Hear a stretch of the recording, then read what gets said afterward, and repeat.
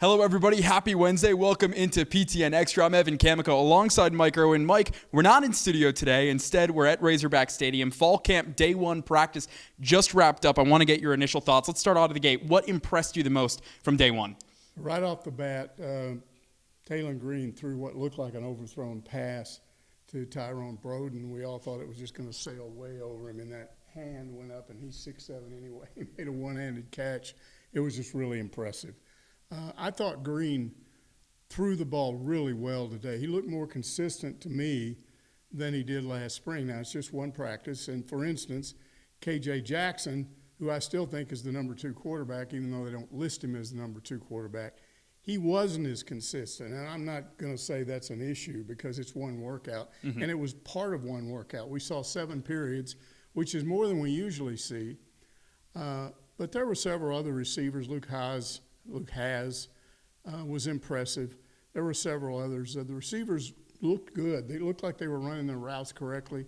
And again, when Green was throwing the ball, he was just on target almost every time. They did some 11 on 11 kind of no contact drills, and that's what we usually see. But then right before we left, they did some actual what I call thudding, which means that a running back or receiver, they will hit you. They kind of thud up to you. They don't try to take them to the ground, but it's more physical than what we're used to seeing. And the other thing is, Sam Pittman had made a statement that they were probably going back and forth indoors, outdoors because of the heat. While we were out there, they never went indoors. They stayed out there, and it was hot out there. I mean, we were out there maybe 30 minutes. And, I mean, I still got my hat on. I still think I'm still sweating a little bit. I think I'm still out in the sun. I'm still trying to get over that. And it was very, very humid out there. And you think of a football player dressed up in those pads and everything, what that's like. They look like a well-conditioned bunch. Yeah, and that was one thing that was emphasized a lot. More physicality, better condition for this team than any of the previous years. And like you said, we talked about it on Pig Drill Show on Sunday, that we weren't going to see a lot of tackling. That was true as well. Taylor Green, that was your guy who you wanted to see perform really well, and it looked like so far he did. What really caught my eye, I think, was the running backs and just seeing kind of Braylon Russell for the first time and getting close to him and seeing how big this guy is. I mean, he's a freshman. He's 18 years old, and he's 6'4", 220. That might be totally wrong, but just seeing how big he is, as well as Jaquindon Jackson, really impressive with the ball. And Kobe Smith, the new running back coach as well, going through the drills with them. Interesting to see how that group turns out because so far it looks pretty good. Yeah, we saw a lot of running plays now. I didn't see a fullback, an extra back in the backfield, a fullback that apparently Sam Pittman talked about at media days. I don't know when that's going to surface. We were all looking for it. Maybe they just don't do it when we're around. I'm not sure. Yeah, potentially, and maybe we'll see it. Maybe we'll see it over the next couple of days. It'll be interesting to talk more with the running back group, but I want to look at the defense really quickly. There's a lot of question marks when it comes to the linebacker group. We saw Xavier Sori out there, Brad Spence, some of these guys, Alex Sanford, who really looked the part so far today, and again, Travis Williams getting on them a lot. We know how vocal of a leader he is. What did you take away from the defense, whether that's the linebacker group or kind of just the general defense? Yeah, the coverage was good.